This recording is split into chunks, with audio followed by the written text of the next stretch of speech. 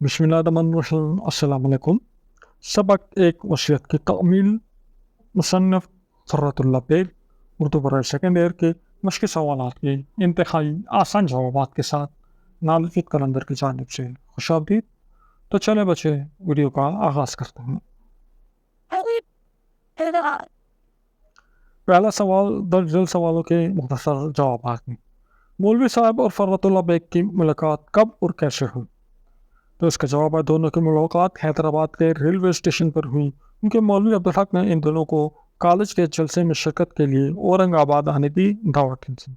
मौलवी वहीदुद्दीन हजूम को चीरते हुए बड़े बड़े कदम उठाते फ़र्रतुल्लाह बेग के पास पहुंचे और फ़ौरन उन्हें गले लगा लिया। फ़र्रतुल्लाह बेग इस सूरत हाल पर बहुत हैरान और परेशान हुए, क्योंकि वो नहीं जानते थे कि ये शख्स कौन है। मौलवी साहब का हुलिया अपने अल्फाज में बयान करें। मौलवी साहब की रंगत काली स्याह थी। आपके चेहरे पर छोटी सी सफ़ेद गोल दाढ़ी थी और छोटी छोटी नीली रंग की आंखें थीं। कद दरमियाना था, बदन भारी था, बड़ी सी तुंद बाहर को निकली हुई थी। मौलवी साहब सफ़ेद शरई पाजामा पहनते थे, गहरे भूरे रंग की कश्मीरी शेरवानी, सर पर सरस तुर्की टोपी और पाँव में जुराबे और अंग्रेजी जूता पहनते थे। अगला सवाल, फ़र्रतुल्लाह बेग ने मौलवी साहब के मिजाज के बारे में किन ख्यालात का इजहार किया है? मौलवी साहब शगुफ्ता तबीयत के मालिक थे। उनमें ज़राफ़त का मादा बहुत ज़्यादा था। किसी की तारीफ़ करते तो ज़मीन और आसमान के कलाबे मिला देते, और बड़ाई बयान करने पे आते तो तज़हीक व तज़लील की हद तक बढ़ जाती थी। जब कुछ कहने पर आते फिर यह न देखते कि क्या कह रहे हैं और किसके सामने कह रहे हैं। उनके इल्म और सलाहियत की दोस्त दुश्मन सब तारीफ़ करते, लेकिन उनके मिजाज की नाहमवारी से सब थी। अगला सवाल, हैदराबाद कॉलेज के सालाना जलसे में क्या गलतफहमी पैदा हुई? तो शायर मुशायरा शुरू होने से पहले फ़र्रतुल्लाह बेग ने लोगों को मसरूफ़ रखने की गर्ज से तकरीर शुरू की। उन्होंने मज़ाहिया अंदाज में मौलवी करीमुद्दीन का तज़किरा शुरू किया, लेकिन खुदा जाने कि मौलवी करीमुद्दीन का हाल बयान करने के दौरान फ़र्रतुल्लाह बेग हाथ का इशारा कई दफ़ा मौलवी वहीदुद्दीन की तरफ होगी। जलसे में इस हाथ के इशारे ने कुछ और ही मायने पैदा कर दिए। नाम, इलाके और कारोबार की मुशाबत की वजह से जलसे में मौजूद लोग ये समझे कि शायद मौलवी करीमुद्दीन ही वहीदुद्दीन के वालिद हैं। मौलवी साहब अपनी किफ़ायत शारी के बारे में क्या कदर पेश किया करते थे? मौलवी वहीदुद्दीन कंजूसी की हद तक किफ़ायत शारी का मुजाहरा करते थे। मौलवी साहब को नौकरी से निकाल दिए जाने के खदशे से रुपए पैसे संभाल कर रखते थे, और खुश साली के डर से अनाज भी जमा करके रखते थे, और कदर ये पेश करते थे कि आने वाले वक्त का कुछ पता नहीं चलता कि कब हालात ख़राब हो जाएं, इसलिए जमा पूंजी संभाल कर रखना बहुत ज़रूरी है। जमा पूंजी, इसको आप ठीक कर लीजिए।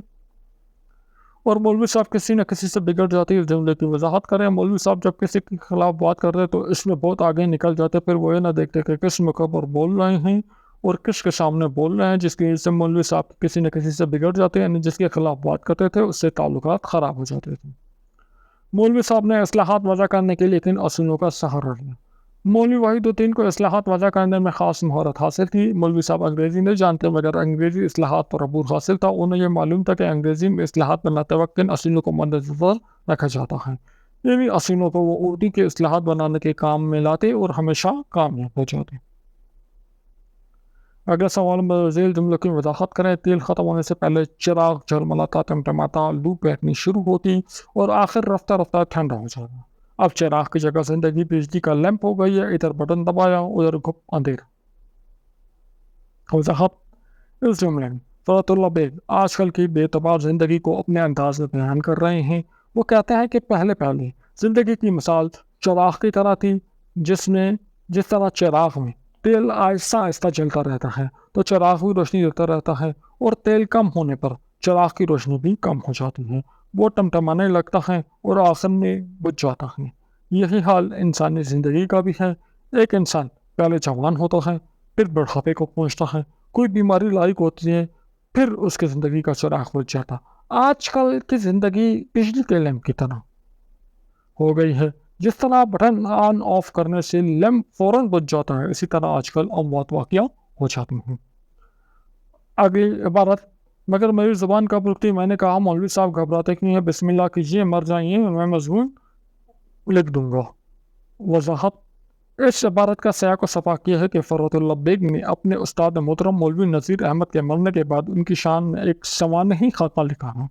मौलवी वहीदुद्दीन جو نذیر احمد کے دوست تھے انہوں نے بھی یہ سوانحی خاکہ پڑھا تھا۔ اب جملے کی وضاحت یوں ہے کہ حیدرآباد اسٹیشن پر جب فرحت اللہ بیگ اور مولوی وحید الدین کی پہلی بار ملاقات ہوئی تو مولوی صاحب نے فرحت کے اس افسانے کے سوانحی خاکے کی بہت تعریف کی اور نذیر احمد کی قسمت پر رشک کرنے لگے کہ ساتھ اس خواہش کا اظہار بھی کیا کہ کاش میرا کوئی لائٹ شاگرد ہوتا، ایسا ہوتا جو میرے مرنے کے بعد اسی انداز میں مجھ پر کچھ لکھتا۔ فرحت اللہ بیگ خود کو روک نہ پائے اور فوراً کہہ دیا کہ آپ مر جائیں، میں آپ پر بھی مضمون لکھ کر آپ کی خواہش پوری کر دوں گا۔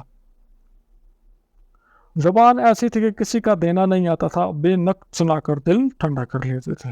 وضاحت: اس جملے میں مولوی فرحت اللہ بیگ مولوی صاحب کے مزاج کے حوالے سے بات کرتے ہوئے کہتے ہیں کہ زمانے کی سختی اور ٹھوکروں نے انہیں چڑچڑا بنا دیا تھا۔ جب کسی نااہل آدمی کو بڑے عہدے پر دیکھتے تو غصے میں آ جاتے اور اپنی زبان سے جو منہ میں آتا کہہ دیتے۔ انہوں نے کسی کا ادھار بھی نہیں دینا تھا کہ اس کا لحاظ کر کے زبان کو احتیاط سے استعمال کرتے، اس لیے برا بھلا کہہ کر اپنے دل کی بھڑاس نکال لیا کرتے تھے۔ اگلا سوال: خوش سالی کے اندیشے سے ارزانی کے زمانے میں کتھے بھرنے کی فکر میں رہتی۔ وضاحت: فرحت اللہ بیگ بتاتے ہیں کہ مولوی صاحب کی تنخواہ اچھی خاصی تھی اور کتابوں کے ترجمے کر کے بھی بہت کچھ کما لیتے، لیکن اس کے باوجود بلا کے کنجوس تھے اور بڑی کفایت شعاری سے خرچ کرتے تھے۔ جیسے لوگ سستے زمانے میں غلہ جمع کر لیتے ہیں کہ قحط کے زمانے میں ان کے پاس کافی کچھ جمع ہو، اسی طرح مولوی صاحب کو یہ ڈر رہتا تھا کہ کہیں وہ ملازمت سے نکال نہ دیے جائیں۔ اس ڈر کی وجہ سے وہ بڑی کنجوسی سے خرچ کرتے تھے کہ برے حالات میں جمع شدہ پیسہ کام آئے گا۔ جتنی ان کی نگاہ وسیع ہوئی اتنا ہی ان کا دل تنگ ہوا۔ اس جملے سے مراد ہے کہ جتنی ان کے قلم میں روانی پیدا ہوئی، یعنی جتنا زیادہ لکھنے لگے ان کی آمدنی میں اضافہ ہوا، اتنا ہی وہ کنجوس ہوتے تھے۔ اگلا سوال: خالی جگہ پر کریں۔ سب سے آگے بڑھا اور تیر قضا کا شکار ہوں۔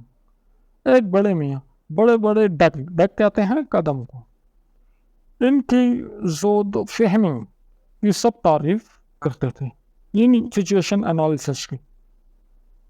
اہل کمال ہمیشہ آشفتہ حال میں رہتے۔ میں نے اس زمانے کی دل کا نقشہ کھینچا، خدا شکر خورے کو شکر دیتا ہوں۔ الفاظ پر ان کے سامنے لکھے گئے معنی کے مطابق اعراب لگائیں۔ خم کہتے ہیں پیڑا پن، خم خے پہ زبر ہوگا، ٹھیک ہے، خم۔ دوسرا ہے خم کہتے ہیں شراب کے مٹکے کو۔ پھر ہے کل مطلب تمام، کل میزان۔ دوسرا لفظ ہے کل کہتے ہیں پرزہ یا آنے والا دن، کل۔ پھر اسی طرح ایک لفظ ہے کرم، اس کا مطلب ہوتا ہے مہربانی، اور ایک لفظ ہے کرم، کاف کے نیچے زیر لگائیں تو اس کا مطلب ہوتا ہے کیڑا۔ ایک ہے محقق کہتے ہیں تحقیق کرنے والے کو، کاف کے نیچے زیر ہو، اور ایک ہوتا ہے محقق جس پر تحقیق کی گئی ہو۔ ایک ہوتا ہے منتظر کہتے ہیں انتظار کرنے والا، اور ایک ہوتا ہے منتظر، ذات کے نیچے زیر ہوگا، منتظر کہتے ہیں جس کا انتظار کیا جائے۔ تو اس کے ساتھ ہی ہمارا آج کا لیکچر اپنے اختتام پہ پہنچا۔ اگلے لیکچر میں انشاءاللہ اگلے سبق کی مشق کے ساتھ دوبارہ آپ کی خدمت میں حاضر ہوں گے۔ کوئی بات ہو، کوئی سجیشن ہو، کمنٹ سیکشن میں ہمیں ضرور بتائیں۔ نیکسٹ ویڈیو میں ملاقات ہوگی۔ اپنا خیال رکھیے گا۔ اللہ حافظ۔